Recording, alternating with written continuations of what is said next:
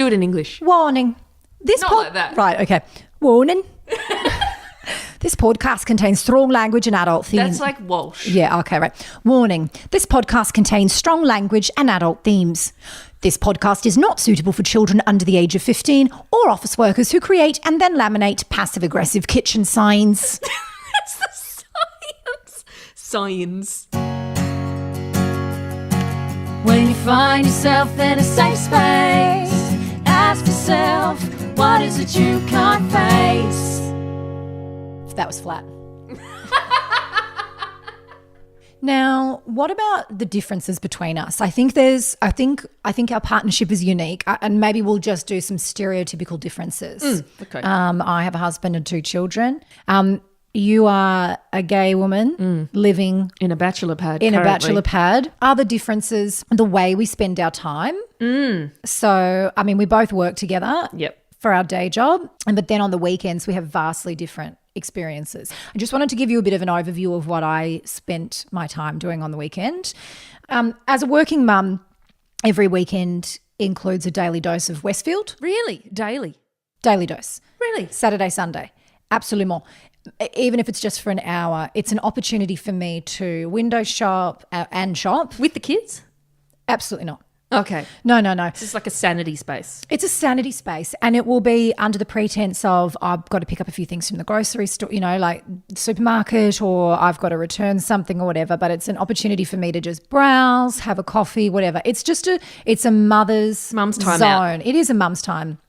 Are there other mothers walking around Westfield kind of with amazing smiles on their faces as well? Like No one's got a smile on their face. It's not that good. But we're there. But are these? I just imagine almost like a zombie town. These mothers just walking around window shopping, kind of with slightly bad posture, just like just taking a breath and Half gym clothes, half pajamas. Yep. barely hanging on. The nappy bag is the handbag. You won't know what a nappy bag is, but it's just like a really unattractive backpack full of baby stuff that you have to carry around all the time. So a little impulse purchase always lifts the spirits. Maybe something from Seed or Witchery, to really stand out from the crowd. Yeah. Then I spend an exorbitant amount of time trying to micromanage the nutrients and good foods that go into my kids' mouths, right? Wow. This is an obsession of mine. It really is. Which I think is the case for most mums until you call it a day, until it beats you and you surrender. And as one mum put it, I just now give them a Frankfurt and a vitamin C tablet on a plate. So for me, I spend the weekend looking at self-righteous mothers' nourishing blogs and Instagram accounts of healthy treats that they cook for their kids. And these kids are eating like gluten-free oats with Greek yogurt and a berry coulis. What happened to Cocoa Pops? It's not happening in the real world. I can tell you right now. I've tried to make pancakes in a healthy way. My daughter now says to me, Mummy, are these the good pancakes or the healthy pancakes?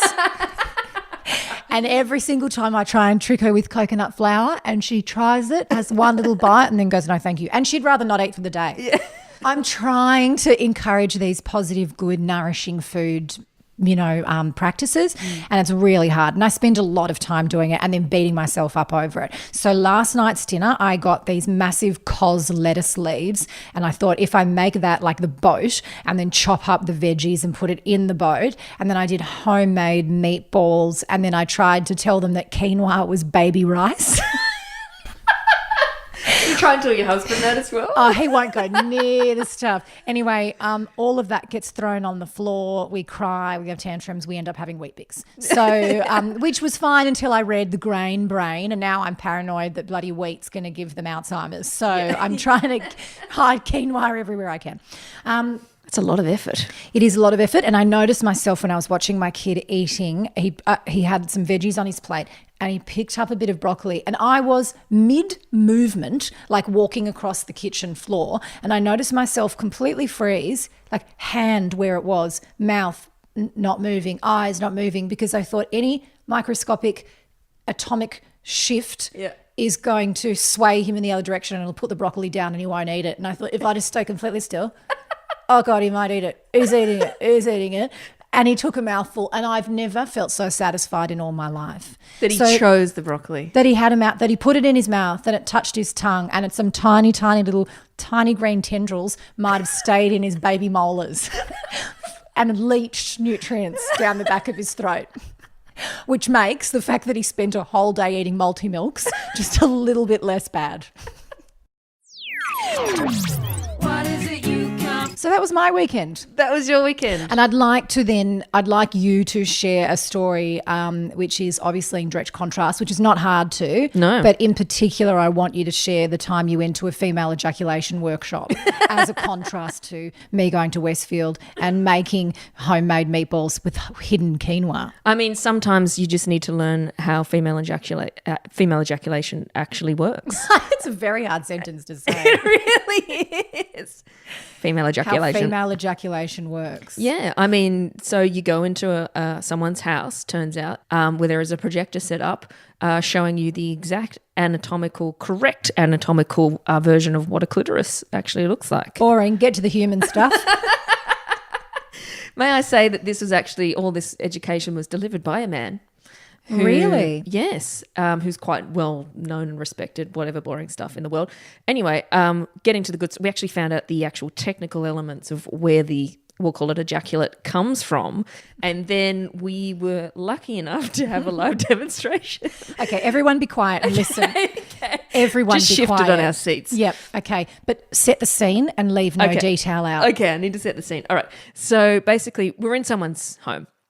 This woman has kindly, I don't know what her relationship was to the person actually performing the deed. Because it's important to note that she didn't know the person. She did not know this man. No, she did not know him at all. So obviously she has either been walking around the street and the conversation somehow led to female ejaculation. I can do that because it's quite an art. It's a learnt behaviour. Yeah. So she offered herself to perform this in front of the group. And there would have been maybe, we'll call it 12 women. Yeah. And there was one random guy. Always the creep. We'll get to him later. Anyway, they put out a massage table in the middle of the room. And if you can imagine that we all stood around the massage table in a semicircle at the end. And she... Wait. Okay. A semicircle at the end. It was really sort of like encompassing the business end of her. Yeah. And of her. And she... like a choir. Like a choir. And she has positioned herself with what they would call, I don't know if it's butterfly pose or lotus pose, but basically... Legs akimbo. Yeah. The soles of her feet together with her knees out to the side. I don't know what you call that in yoga, but that's how it was. Yeah, I think like a butterfly pose. Butterfly, something like that. Yeah. Pap smear pose. And now, if you could put your feet together in pap smear pose. That's exactly what it is. Anyway, so she's in good old pap. And she's in pap pose.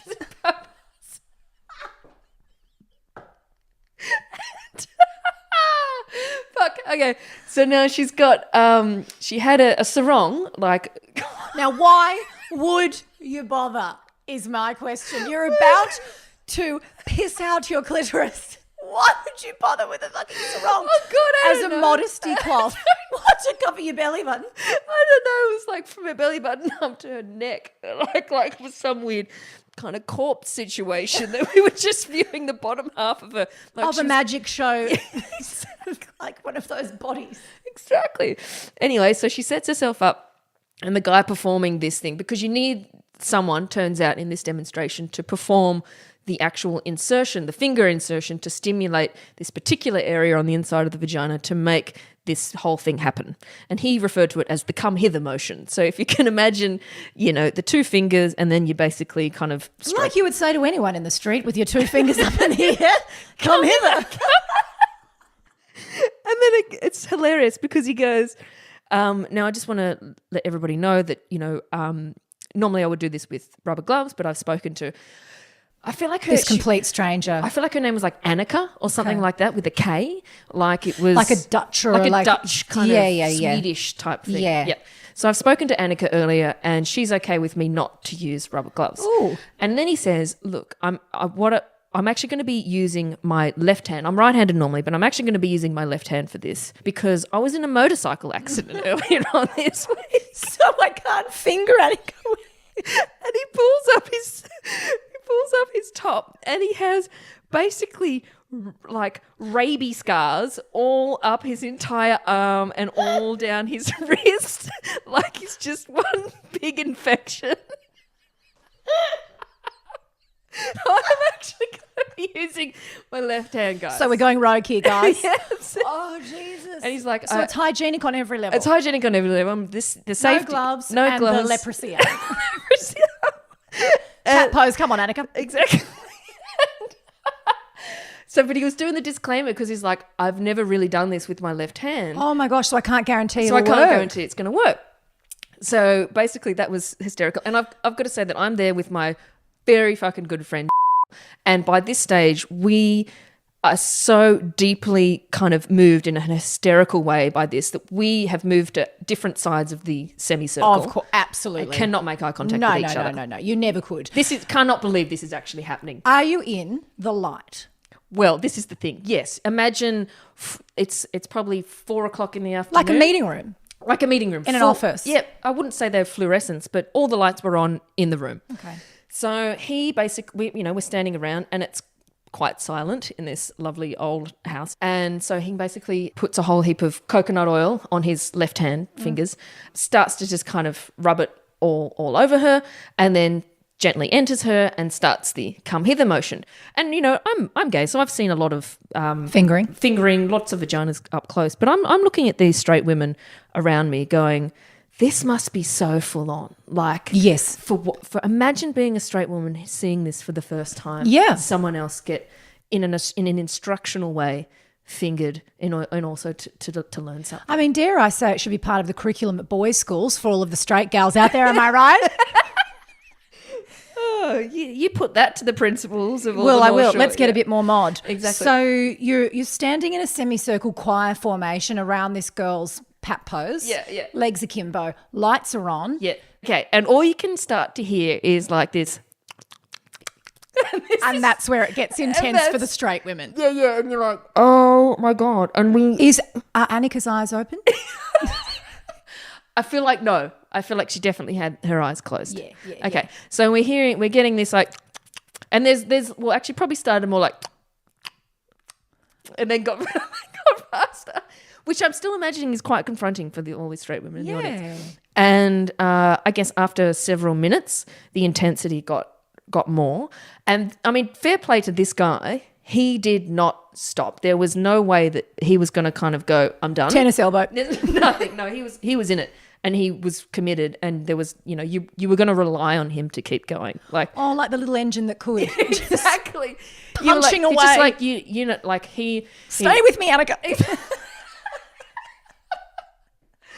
there was like this moment where we're all like, I felt myself like we're all kind of like holding our own pelvic floor, just hoping that the combined force of your PC muscles will somehow bring forth her ejaculation and end this awkward scenario.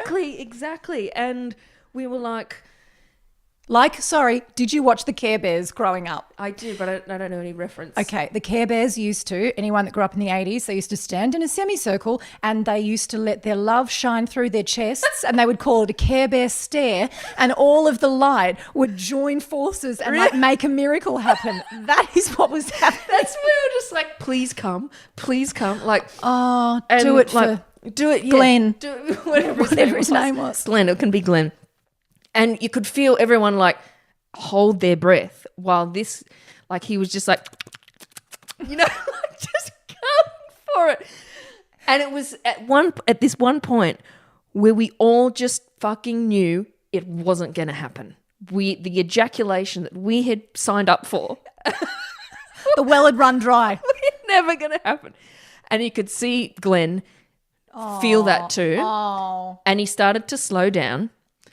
And he started to be, we were all completely silent at this point, but he was like, sex isn't about coming. Sex isn't about ejaculating. It is today, Glenn. I paid $35. That's right.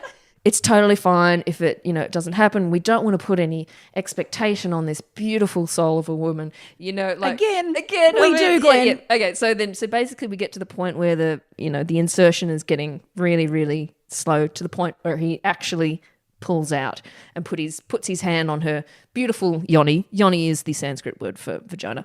You don't know this? Oh, that's funny in itself. So gentle, comforting hand on the yoni, and gentle words of "it's okay, Annika," right? And then someone from the audience had the brainwave to go, "Mate, she's a woman. How about we turn down the lights, put on some music, give her an eye patch, and give her another go?" So sorry. One eye patch. And there's Captain Hawk in this bitch. Yeah. And did I say music? Turn down the fucking lights, put on some music, Yeah. give her a lavender eye patch, Yeah. and put her in the bloody mood. Yeah. At the moment, she's a specimen Yeah. in front of all of us. This is Yeah. why it's not happening. And we checked in with Annika, and Annika was like, yeah, let's do it. Let's do it. So someone turned down the lights and we got the mood happening. As a group, you had to get the mood for her. Yeah. We put a lamp on. What's this man thinking? So, well, he's a man in an instructional situation. Oh, men, hey? They're the worst. Oh, Glenn. Oh, Glenn. So She's not going to come like that. not at all. Not at all. Not at all. Okay, so, All right, you so- got, everyone's worked together as a team Everyone- with yeah. a Care Bear stare. Got the mood. We got the mood. And so basically, Glenn re-lubes up his left hand, starts again. And we can tell immediately Annika's on a different level. Like, Oh, my. she's connected. We're noticing, because we were told about the different glands and the different colours and everything that's happening on her. You were that close up. Beautiful to her. yoni. Yoni. We could see the actual physical changes that we could see. It was all getting juiced up really, really perfectly. One of the worst words, juiced. Second only to moist. Anyway, where were we? Annika in the mood. Yeah. So now like, this is happening. Yeah. We're like, this is Was there a drum beat? something is gonna happen. We could just tell that it was like, Like spiritual humming. yeah. Like, Like like the Care Bear stare. We can Yeah. all feel it in our own waters. It sounded tribal almost. Like primal. Something shifted. Yeah. At this point, things are heating up, and you can tell because there's a bit of like hip motion, bit of back arching situation. At this point, we now remember the man in the room. The man. Oh, the creep. Yeah. Well, turns out, I find out later, this is hysterical. The man is Annika's boyfriend. Just let that land for a second. Just let it land, okay? So, because I wondered why the creep towards the end grabbed her hand, right? He's standing. Yeah. I thought he was just right next to her because he wanted the best view, but it turns out it was actually for moral support. So the creep grabs the boyfriend, grabs her hand like towards the end. The creep, the owner of the house. And Where's she been at? well, she's been there the whole time next to the creep. I didn't realize she was the owner of the house. I found this out later. Pulls out from underneath the massage table the biggest, like, IKEA bought stainless steel bowl you have ever seen. Oh. And I'm talking Stainless steel. I'm talking diameter wise. Like, it would have been, I'm looking at your laptop. Like a fruit bowl. Like that. Like a big fruit but bowl. bigger than that. But like a drum. I reckon it was like a 40 centimeter diameter, maybe even 50 centimeter diameter. Is diameter like the half or the full The length? full. Right. The full. Oh, yes, radius. Got Radius. it. Got it. Year 8 maths. So sorry. Pulls out this giant stainless steel bowl and positions it like, I would say, Like a trapeze artist Yeah, yeah. with a net. maybe 20 centimeters away from her beautiful yoni, which was enough to let Glenn still entering in her. And there was this beautiful moment which my friend and I saw at the exact time where you got the boyfriend creep holding Annika's hand. You will always be the creep now in this Annika's story. wearing an eye patch, just one. A pirate eye patch. Soft music, drum beats in the background. owner of the house puts this bowl 20 centimeters from the, we'll call it the exit point of Annika, and the boyfriend looks at the owner of the house, shakes his head, and motions a meter further away down the table and says, like, to marking here. So sorry. Okay. What I envisage is, did you ever watch Red Faces on Hey Hey It's Saturday? Yeah, of course. So Of course, like natural. The whole family did. Exactly. Saturday night, comical, daggy, little tiny acts. People would come up with a funny little concept. Yeah. And I just almost like vaudeville style, someone going, do you think I can throw it this far? No? What about this part? Like it's a very sort of comical, theatrical concept to sort of say, I mean, move the splashback back. And it was just like this, well, there was two things going on. I mean, the size of the bowl.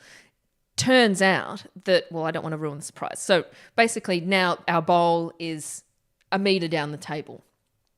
And all of us are looking quite dumbfounded because, like, that's some serious... A meter from her exit hole. Yeah, that's a serious projection. Yeah. level, absolutely. So anyway, back to the combined Care Bear situation of the group. So Glenn's going for it. Back is arching. Annika is it's all about to happen. And Crowd's holding their PC crowd's muscle. holding everything. Creep's holding onto her head. And this, like, beautiful collective moment, she shoots out at a severe amount and like length, this like stream of liquid. And it turns out that the reason why the bowl was of such an incredible diameter was for the spread of the actual, like, it didn't come in one straight line. It came out as a spray. And at that moment, everyone at the foot of the massage table moved back because they would have gotten a little bit too close to the actual spray. What? And she kept going. This woman sprayed for, like, I don't know, felt like 15 seconds. Like, it just kept coming. And good old Glenn just kept pumping and she just kept splurting. And it just kept filling up that stainless steel bowl.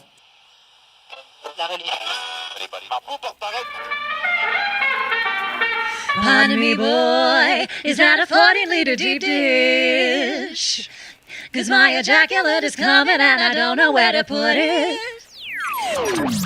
What is it you come? At the end of all that, the bowl got put away and Annika basically covered herself with the sarong that was obviously useless at I think you all know that that's no need. at that stage. And she sat up on the massage table and we all, like the really, really,